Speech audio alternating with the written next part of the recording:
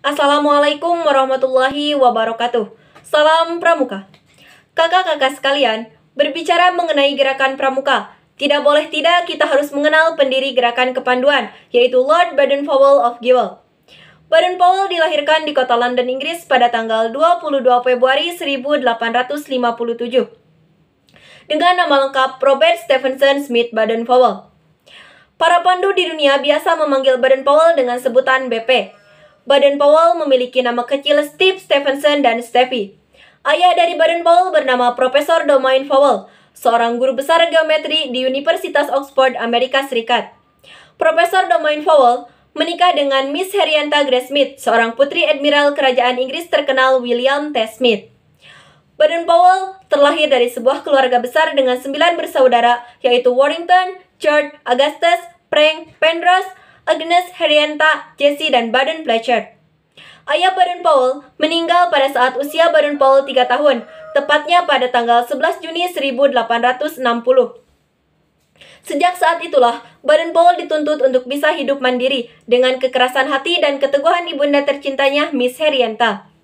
Sejak kecil, Baden-Powell sudah mengagumi banyak karya-karya ilmuwan terkenal pada zamannya, seperti Charles Darwin dan James Martineau. Baden-Powell merupakan sosok pekerja keras, tidak mudah putus asa, dan suka penolong. Hal tersebut dapat dilihat dalam sebuah tulisannya dalam surat kepada ibundanya dengan judul "Apa yang harus kukerjakan nanti". Setelah sempat kebingungan untuk memasukkan Baden-Powell ke sekolah yang tepat, Miss Henrietta akhirnya memasukkan Baden-Powell ke Charterhouse School pada tahun 1870. Di Charterhouse School, Baden-Powell sangat populer. Selain karena kepandaiannya dalam belajar dan mendapatkan beasiswa, Baden-Powell merupakan sosok yang aktif dalam berbagai kegiatan di luar, seperti marching band, klub menembak, melukis dan menggambar, pementasan drama dan teater, bahkan menjadi kiper kesebelasan di Charterhouse. Di Charterhouse School inilah Baden-Powell mendapatkan julukan Batting Towel. Pada usia 19 tahun, Baden-Powell menamatkan sekolahnya di Charterhouse dan memilih melanjutkan pendidikannya di dinas kemiliteran dengan bantuan pamannya Kolonel Henry Smith, seorang komandan Royal Military Academy di Woolwich. Setelah lulus dari akademi militer, Baden-Powell ditempatkan di India dengan pangkat pembantu letnan. Baden-Powell merupakan sosok yang mudah bergaul dan memiliki banyak kawan.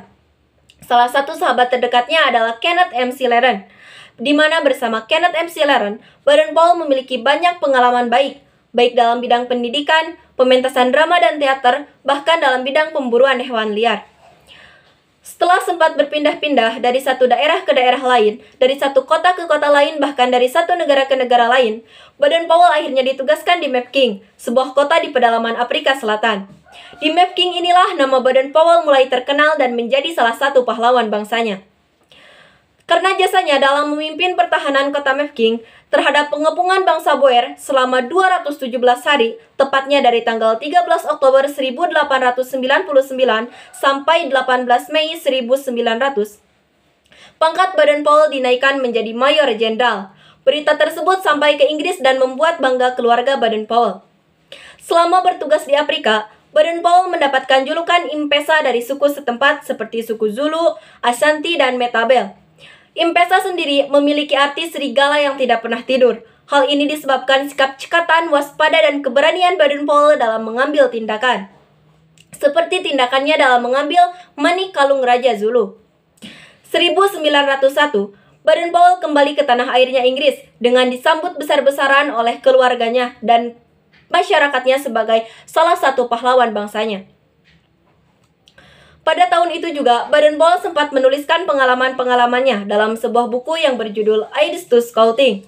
1907, Baden-Powell mendapatkan undangan perkumpulan Boy Brigade.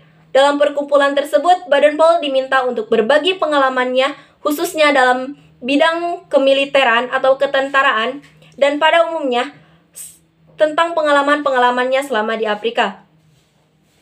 Perkumpulan tersebut dilaksanakan dalam sebuah perkemahan yang diikuti 20 orang dan menjadi perkemahan yang pertama kali dilaksanakan di dunia dan dilaksanakan di Pulau Brunei.